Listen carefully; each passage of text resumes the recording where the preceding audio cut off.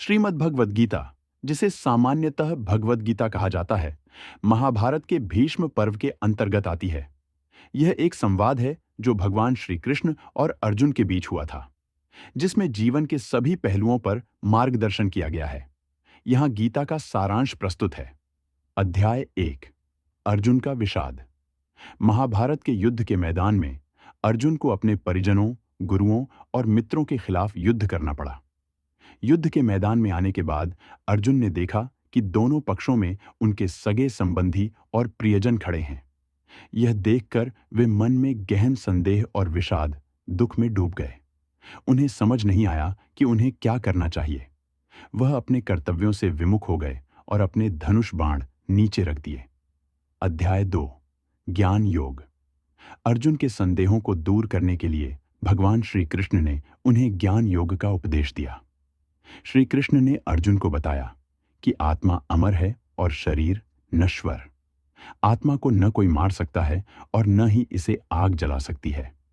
इस प्रकार उन्होंने अर्जुन को युद्ध करने के लिए प्रेरित किया, यह बताते हुए कि धर्म के मार्ग पर चलते हुए अपने कर्तव्यों का पालन करना ही जीवन का परम धर्म है।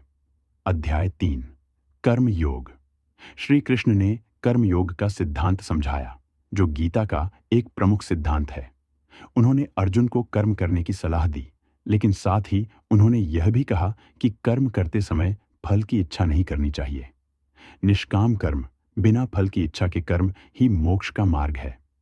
इस अध्याय में श्री कृष्ण ने बताया कि कर्म करना हर मनुष्य का धर्म है और कोई भी व्यक्ति कर्म किए बिना नहीं रह सकता। अध्याय 4। ज्ञान कर्म संन्यास योग। इस अध्याय में भगवान श्री कृष्ण ने ज्ञान और कर्म के संन्यास के बीच संबंध को समझाया। उन्होंने अर्जुन को यह बताया कि ज्ञान के बिना कर्म अधूरा है। साथ ही श्री कृष्ण ने यह भी स्पष्ट किया कि वे अनंत काल से अवतार लेते आए हैं और जब जब धर्म की हानि होती है, तब तब वे धरती पर अवतार लेते हैं। अध्याय 5।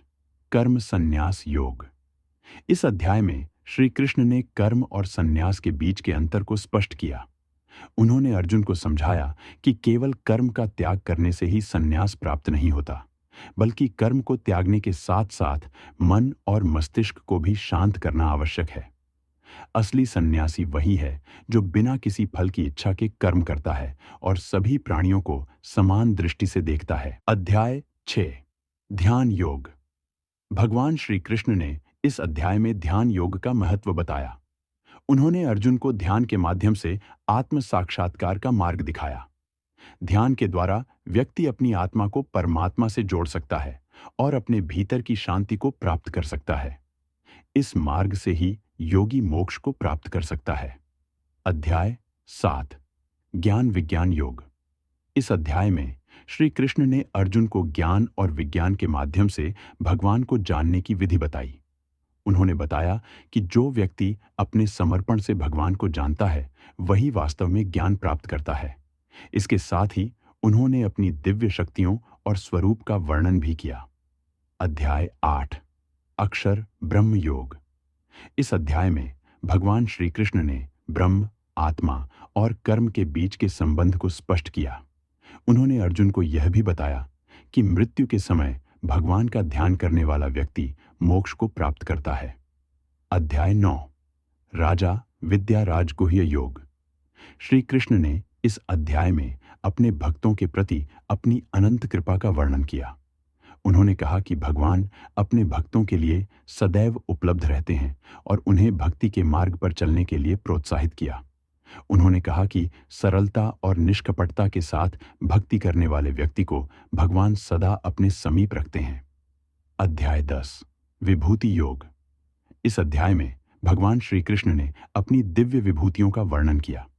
उन्होंने अर्जुन को यह बताया कि उनके विभिन्न रूपों और विभूतियों के माध्यम से वे इस सृष्टि में व्यापक हैं। हर चीज में उनकी शक्ति और उपस्थिति है। अध्याय 11। विश्व रूप दर्शन योग। श्री कृष्ण ने इस अध्याय में अपने विश्व रूप का दर्शन अर्जुन को कराया। उन्होंने दिखाया कि संपूर्ण सृष्टि उनके भीतर समाहित है और वे ही सृष्टि के कर्ता, धर्ता और संहारक हैं। यह रूप देखकर अर्जुन को अपनी छोटी समझ का एहसास हुआ और उन्होंने भगवान से क्षमा याचना की। अध्याय 12। भक्ति योग। इस अध्याय में श्री कृष्ण ने भक्ति मार्ग का महत्व बताया।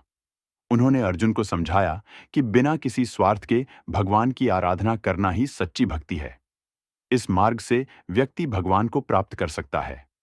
भक्ति योग में भगवान के प्रति प्रेम, समर्पण और विनम्रता का विशेष महत्व है।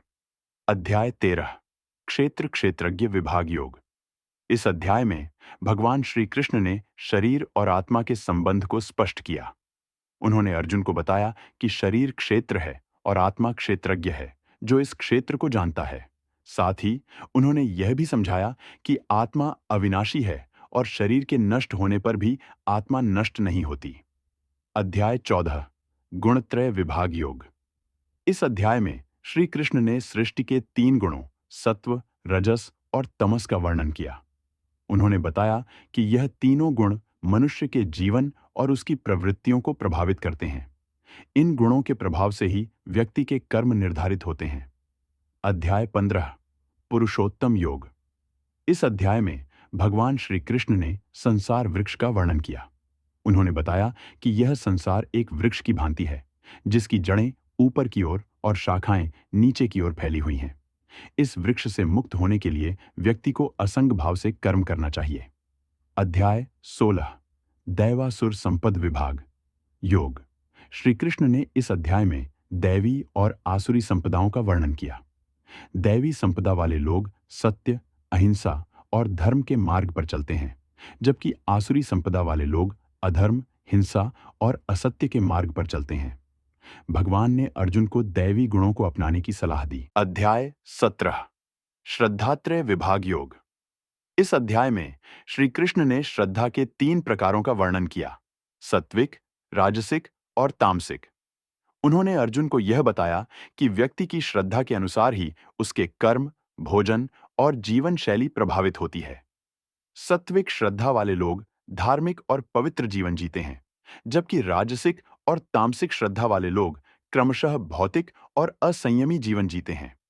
अध्याय 18 मोक्ष संन्यास योग। यह गीता का अंतिम और सबसे महत्वपूर्ण अध्याय है, जिसमें भगवान श्री कृष्ण ने संन्यास और मोक्ष के मार्ग का वर्णन किया। उन्होंने अर्जुन को यह बताया कि सभी धर्मों का परित्याग कर केवल भगवान में समर्पित हो जाना ही मोक्ष का मार्ग है।